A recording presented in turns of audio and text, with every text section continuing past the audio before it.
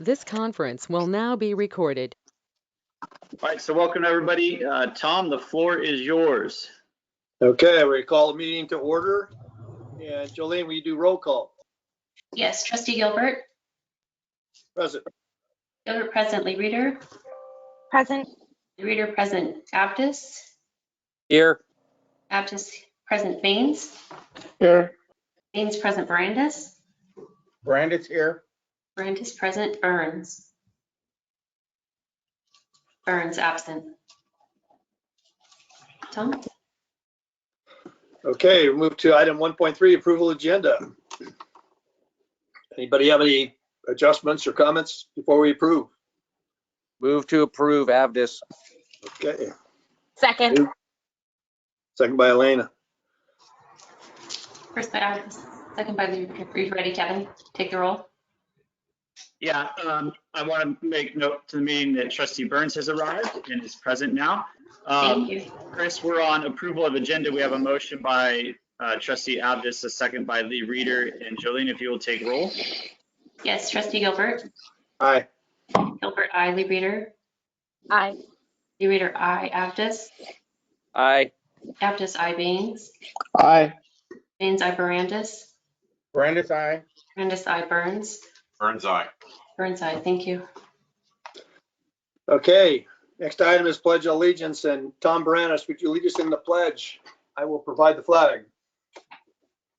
I pledge allegiance to the flag, United States of America, and to the republic for which it stands, one nation, under God, indivisible, life, liberty, and justice for all. Thank you, Tom.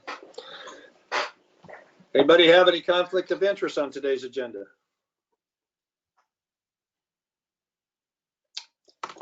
Hearing none, I'm going to turn this over to Tom, to Kevin.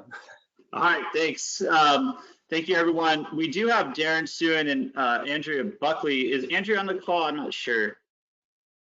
I think I see her on the call there. I am. Good morning. Oh, good morning. I see you down at the bottom. Okay. So I'm going to turn it over to Darren and Andrea from the Central Valley Flood Protection Board.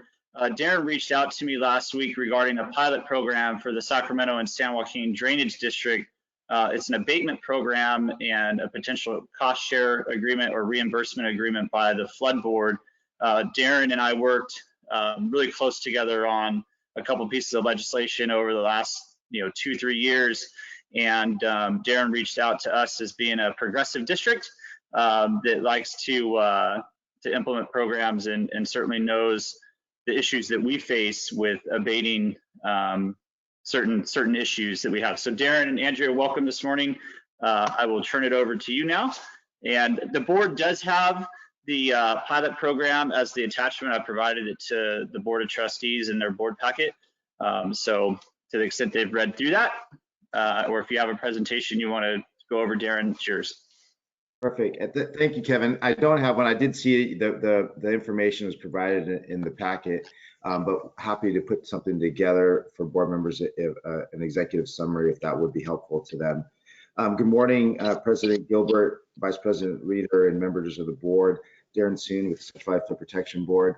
I want to take this moment, since I've never been before you, to thank you for your support during that legislation that we worked on together with Kevin, with Assemblymember Cooper's bill to address homeless encampments on the levees. Kevin's involvement and input was instrumental and vital to that bill being formed. And we, even though it didn't make it out, we continue to raise the issue with the surrounding area. And again, Kevin's input was very helpful in that regard. So again, and thank you, board members, for your help in that and support in that effort. Today, I hope to present to you another opportunity to collaborate. And as Kevin started out this abatement pilot program, he gave some overview of. We just want to provide you a little bit more information about that. It's something that started down in San Joaquin County, actually. The board oversees the Sacramento San Joaquin Drainage District, which I know you all are familiar with. And we've been challenged with how do we maintain those properties? How do we become how do we ensure that we are good stewards of that property, and we can't do it all. And so our ask is helping our local partners like yourselves to maintain those properties. But we didn't want to do that without giving you the support that you need. And to that end, we were able to secure some funding for this pilot program that would reimburse any agency that would do that work. You can hire a contractor, you can do it yourself, but of course, those costs that you would incur are monies that we can reimburse you for. And there's a lot of criteria involved in that, and just making sure that the work that's being done is something that we can support, is something that is on the SSJDD properties, is something done that's in compliance with current state regulation. But in the end, the bottom line is it's funds that you can use to do that work. And we're hopeful that through this effort we can help jurisdictions keep their areas looking cleaner and dealing with the issue that we're all facing throughout the state, throughout the nation on these properties. With that, I'll stop there to see if there's any questions. And then Andrea Buckley, our program manager, is also on standby if there's something I can't answer or if I get something wrong. And I see Leslie on the call too, so yeah, make sure we're speaking correctly, right? Good morning, Leslie. Darren, this is Tom Gilbert, and I have this question. The property that the SSJDD has within the district, do you kind of have what the scope of those properties are? We don't have the exact figures.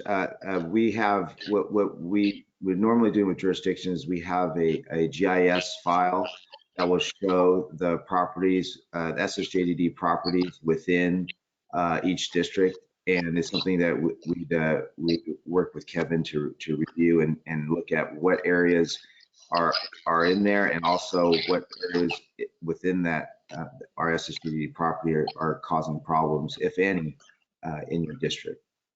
Yeah, so Tom, Darren did send over a link to that GIS map viewer, and there's a lot of properties that appears along Garden Highway all the way under Interstate 80 and up to Steelhead Creek. So particularly in the area of just Discovery Park, I guess the north side boundaries of Discovery Park along Garden Highway, did appear that it's within the boundaries of SSJDD. So I believe, but some further refinement in looking through specifically, if we were interested in moving forward, I'd work with Darren and Andrea to develop a reimbursement agreement, bring it back to the board for approval, and we can identify the extent of the project that we want to do. So I wanted the board to hear about this opportunity this morning, get some more information, and if no one's completely opposed, I'll continue to work with Darren and Andrea and the rest of the Central Valley Flood Protection Board team to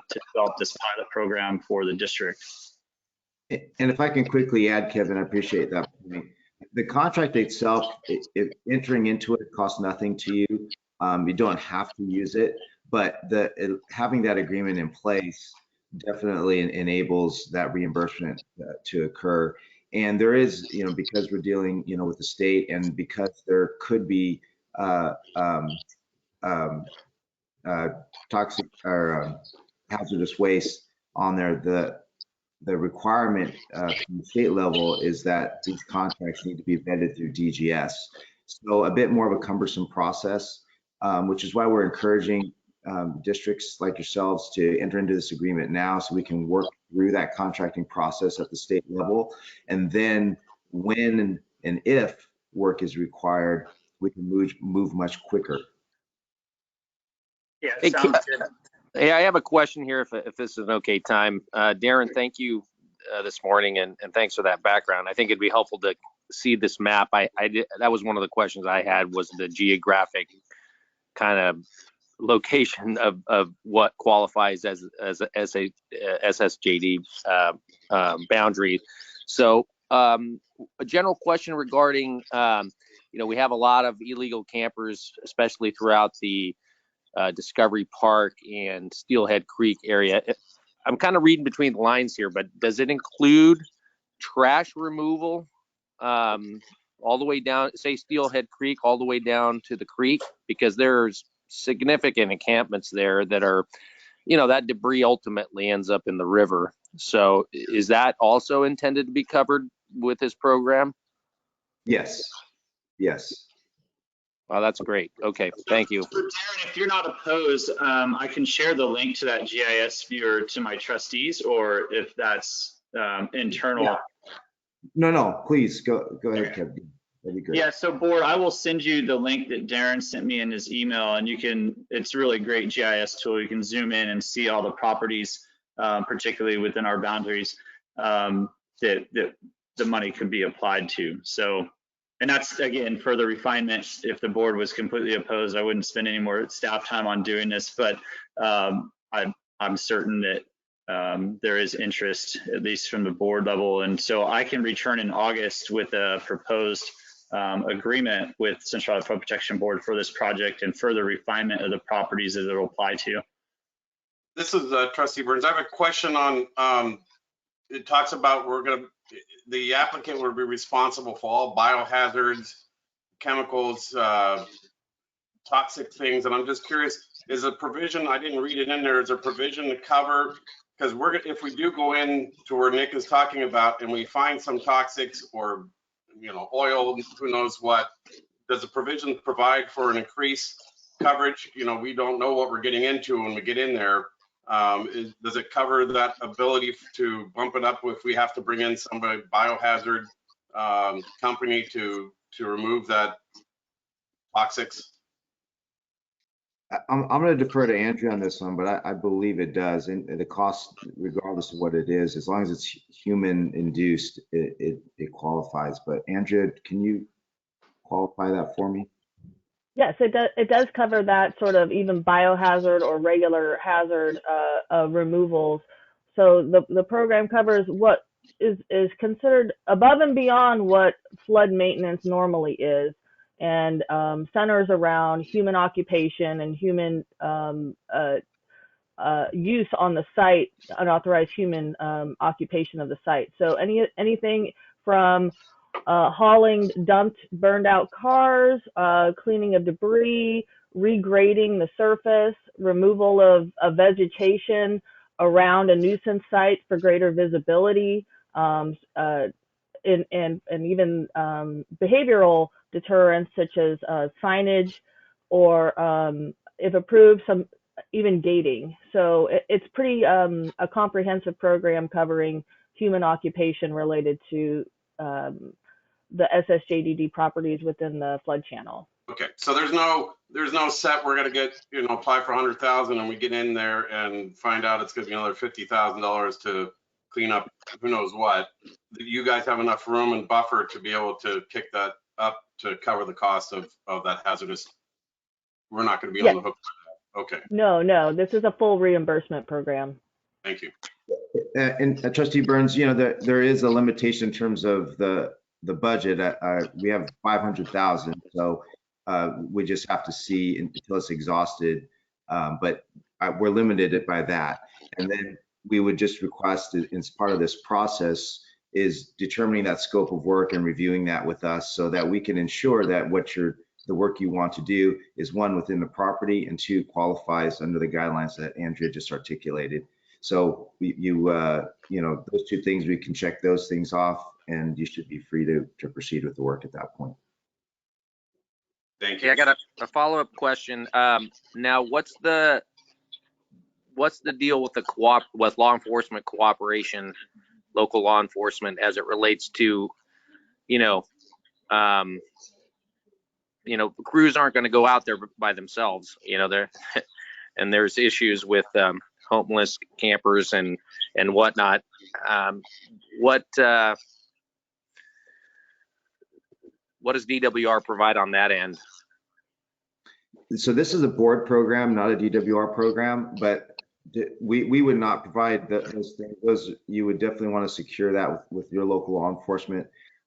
If there's costs incurred in that would also count for reimbursement as well, or qualify for reimbursement as well. So we want to make sure that the proper any proper steps that is required at the state level is performed, whether it's So Darren, our process now, and Nick, for clarification here, is that if we have a maintenance or a construction project, we ask local law enforcement to give a 72-hour notice to be on site. They issue the notice until, those people leave.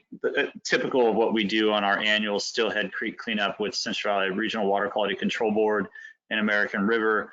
We provide 72-hour notice, and then local law enforcement comes out and moves those individuals along if they're still there after the 72 hours. So likely what we would do, because this would be an added program to the district's budget, which we just, not to our budget as far as cost, but as far as staff resourcing wise, we would probably have a contractor come and do this. So we'd have a schedule well in advance of when we wanted to do the cleanup, and then we'd ensure that start date fit well with local law enforcement, whether it's the park rangers, Sacramento County Sheriff, or SAC PD, that we'd work with them, have the schedule when the contractor intends to initiate work, and then issue that notice and move them on that way. All right, that's helpful. Yeah, this sounds like a great program, Darren. I know you got more to present here, but thank you. Yeah, we're excited too. We want to be able to provide a resource and help to all of you. Yeah, thanks, Darren and Andrea. I will be in touch with you next week, and we'll work to get this on my board's agenda with the questions. We'll answer some of the questions. I'll provide the map viewer to all the trustees after the board meeting today, so you can kind of zoom in there and see the properties that this program applies to. Hi, Darren. This is Elena Lee Reader here, and I just wanted to say, first of all, thank you for all your efforts on the Cooper bill a couple of years ago. I remember that was quite the heavy lift there. And I remember before COVID, we spent over $50,000 just cleaning up waste. And, anything you can do to help alleviate that. I'm sorry, my child is being very vocal right now. And I am very much interested in moving forward with this and seeing the proposed agreement in August. Great, thank you very much. All right, Darren and Andrea, thank you so much. Michael, good to see you. I guess I'll see you guys next Friday at the workshop. And Leslie, thanks for joining in this morning as well. You guys are free to go or stick around if you'd like. Great, Kevin. Thanks. See you on Friday. All right. Bye, everybody. Take care. Bye. All right, on to item 4.1, General Manager's Report. I have nothing really to update from the report other than what's written there. I do want to point out one thing, and it's, I believe, the last item here, if I get down to it. The district general election for 2022, we've developed a postcard for general notification of the timelines and time frame that our voters or property owners can expect coming up for the election this fall. This is a result of our debrief from the last election cycle, where there was a lot of confusion with our first mail-in ballot. So the postcard's very simple. It's a half-page sheet. Talks about, did you know you can be involved in, flood decisions for your community? Here's the, 4 or 5 timeframes, when nomination petitions will open, when they will receive a ballot, when the ballot is due back, they can do it in person or not. So took all the language from the election digest, and that'll be mailed out on July 18th. I do want to pause here. I forgot one item, and that's item 3, public comment for any non-agendized items. So we'll just go back to public comment here. And if there's anyone from the public that would wish to address the board on items not agendized for today, you may do so now. Yes, hi, Kevin. Would like to speak.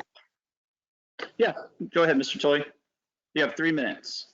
Okay, good morning, board members. Thank you for the catching that. I was like, wait a minute, what did I miss here? Sorry. I just wanted to make a quick comment about the progress on basically your first time of landscape removal on Garden Highway. I know it's progressing along Garden Highway to the landowners who have given permission. There's been a few misunderstandings that have arisen with a couple of people who agreed for the removal. These particular misunderstandings, I guess, would probably have been potentially alleviated if it had been documented better as to what was actually going to be removed and how, because there was a misunderstanding from the property owner as to what the end result would be and what the end result actually ended up being. I'm certainly not saying there's anything, intentional on that, but I just wanted to point out that if there was a better agreement, maybe written up as to what would happen, this could have been, alleviated. And that's comment number one. Comment number two, glad to hear the comments about the homeless encampments along various areas of the river. I would also like to remind RD 1000 that as an owner of some of the land along navigable waterways and also along canals that go into the Sacramento River, that the Federal Clean Water Act does apply, and that people can't be living not only, of course, on the levees, as you know, but discharging any type of materials into the river from a sewage standpoint. It's illegal within 100 feet. So I'd just like to remind everybody of that. The Federal Clean Water Act does apply. And with that, I'll back out. Thank you very much. Thank you, Mr. Tully. Any other public comment on non-agendized items?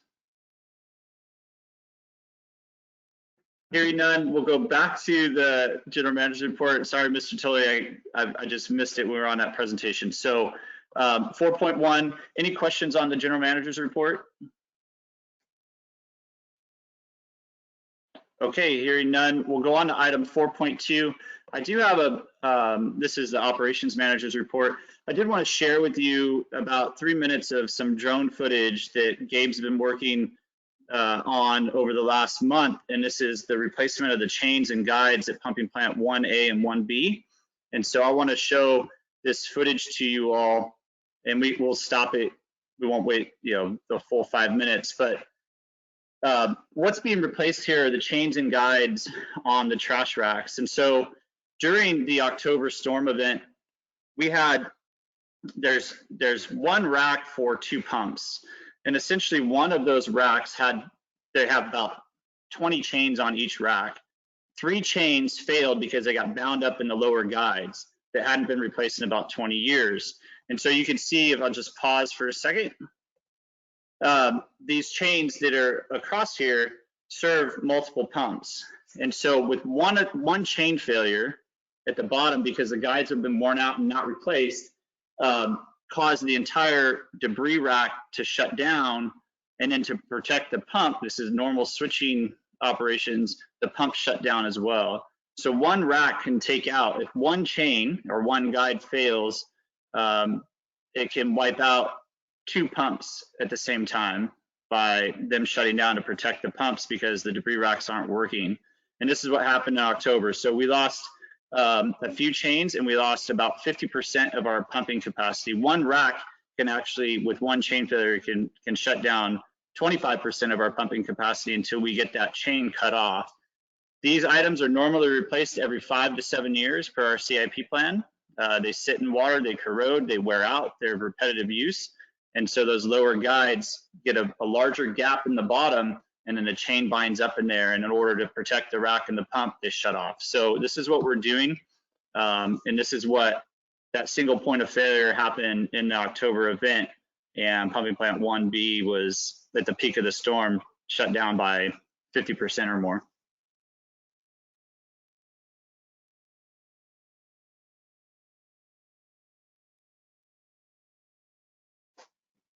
So the video is very smooth on my end, but it's buffering issues, probably a little bit of lag in the display here. But this is part of the material that we'll put together as education purposes for the public in our For Natomas program as well.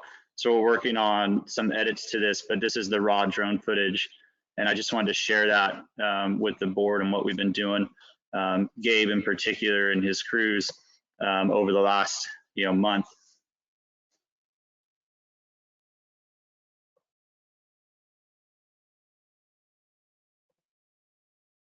And so you can see it takes a lot of effort to replace these chains and guides, and certainly not something you can do in the middle of the night at 2 in the morning when your pumps are running and raining. So this is the work that needs to be done during the summer time frame. So anyway, I'll pause the video here and we'll go back to our agenda. Are there any questions, or Gabe, did you have anything to add to your operations manager's report? No, nothing to add here at this time. Like Kevin said, that's a pretty big project. We have crane, divers, few staff members, so everything went pretty well. Like Kevin said, the change were, they did need to be replaced. I'm glad we got to it this year, but no, everything went well. So thank you. Thanks, Gabe. Any other questions or comments for Gabe? All right. Hearing none, we'll go on to item 4.3. Andrea Clark's with us this morning. Andrea's a partner with Downey Brand, who unfortunately Scott and Rebecca were unable to attend. So we have our substitute teacher in today. Andrea represents and is general counsel for a number of reclamation districts and flood districts throughout the state. So fortunate to have her on the Downey Brand team as well. And so I asked Andrea to join us this morning in case anything came up from a legal perspective that needed clarification. So Andrea, good morning. Other than that, Rebecca did not have an opportunity to download Andrea on last month's work, but largely spent on the Euretia Bridge project and the removal of that and working with the city, and then also the election postcard and other items in that regard. So good morning, Andrea.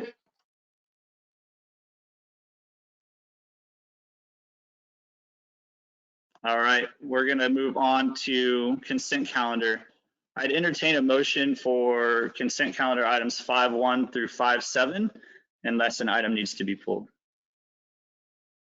I'll move the consent calendar. Burns. Second, Brandis. Motion by Burns, second by Brandis. Any further comment? Hearing none, Jolene, will you take the roll? Yes, Trustee Gilbert. Aye. Gilbert Eiley Reader. Aye. Reader I. Aptis. Aye. Aptis I. Baines. Aye. Baines I. Barandis. Aye. Barandis I. Burns. Aye. Burns I. Motion's approved. Thank you, Jolene. On to our scheduled calendar, item 6.1. This is a public hearing for adoption of our fiscal year 2022-2023 operations and maintenance assessment. This is the same assessment rate that's been in place for many, many years now in the same process. So we do have to have a public hearing. There is, other than the introduction here, there is no staff presentation on this, pretty routine business, but we do need to open it up for public hearing. So we'll go ahead and open up the public hearing now. Now we'll receive public comment if there is any on this item. Yes, I'd like to speak if I could. Sure.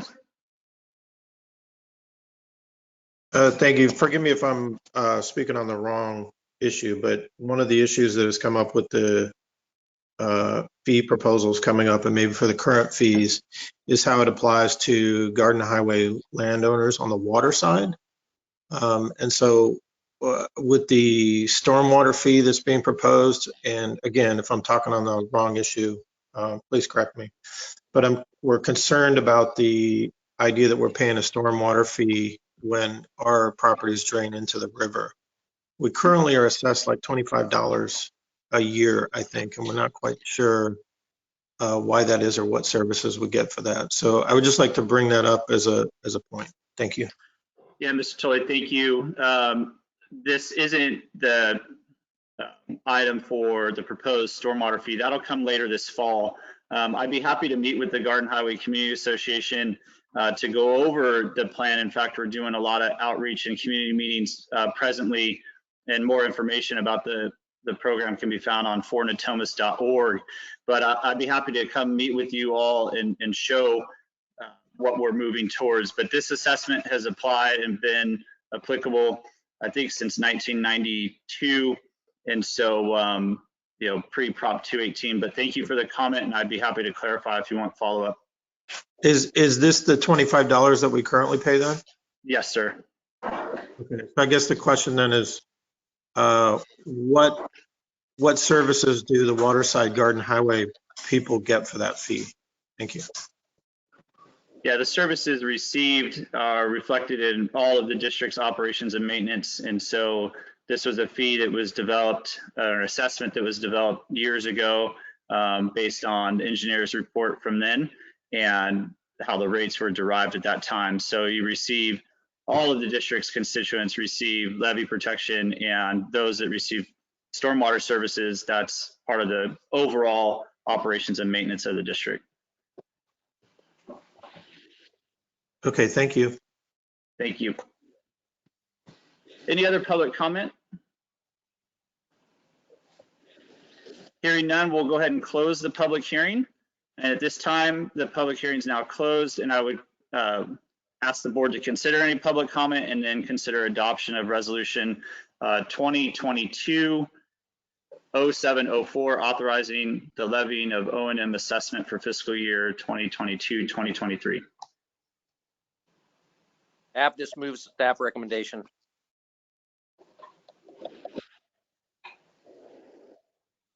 I'll second. Gilbert seconds.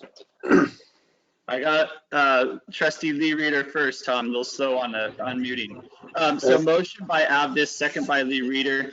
Any further discussion? If not, Jolene, will you take the roll? Yes, trustee Gilbert. Aye. Gilbert, I. Lee Reader. Aye. Lee Reader, I. Aptis. Aye. Aptis, I. Baines. Aye. Baines, I. Barandis. Aye. Barandis, I. Burns. Aye. Burns, I. Motion's approved. Thank you, Jolene. On to item 6.2, this is the process for the same application of our special assessment, but for Sutter County. The two counties, Sacramento has one process and Sutter County has another, but this is to certify the validity of the legal process used for the special assessment to place it on their secured tax roll. This does not require a public hearing process for Sutter County. It's just adoption of resolution number 2022-0705. If there's any public comments on this item, you may do so now. Yeah, I would just make the same comment about the any fees attributed to the land side or water side of Garden Highway owners and what they actually receive for the fee. Thank you. Thank you, Mr. Chole. Any further comment or discussion? Hearing none, I'd entertain a motion adopting resolution number 2022-0705, authorizing the levying of operations and maintenance assessment for fiscal year 22-23. I move the resolution. I apologize that it's a cut and paste. So thank you for the motion. Resolution 2022-0705 is certifying, the attachment here is labeled wrong, but the attachment is this. So certifying to the County of Sutter the validity of the legal process. So if that's your motion to approve this resolution, it can stand? Yes. Okay. A second? I'll second. Second by Lee Reader. Jolene, will you take roll? Yes, trustee Gilbert. Aye. Gilbert, I. Lee Reader. Aye. Reader, I. Aptis. Aye. Aptis, I. Baines. Aye. Baines, I. Barandis. Aye. Barandis, I. Burns. Aye. Burns, I. Motion's approved. We missed Deborah. She would have caught that that typo on the attachment there. So I'll do better next time. All right, thank you for that. On to trustees' comments. Item 7.1, committee meeting minutes and any trustee comments. You may do so now. Hearing none, we can make a motion to adjourn. There is no closed session this morning, so I'd entertain a motion to adjourn. So moved. Abdus. Second. Motion by Abdus, second by Burns. Jolene, will you take roll to adjourn? Sure. Trustee Gilbert. Aye. Gilbert, I. Lee Reader. Aye. Lee Reader, I. Abdus. Aye. Abdus, I. Baines. Aye. Baines, I. Brandis. Aye. Brandis, I. Burns. Aye. Burns, I. Motion's approved. All right, thank you, everyone. Have a great weekend. I will be on vacation next week, but I'll be taking my laptop and phone. So if anything comes up, I'll still be checking and responding to things. I do have a couple meetings next week, but if you need anything, give me a call or send me a text or an email, and I'd be happy to respond. Thank you. Have a great weekend, and we'll see you soon. Bye, everyone. Thanks.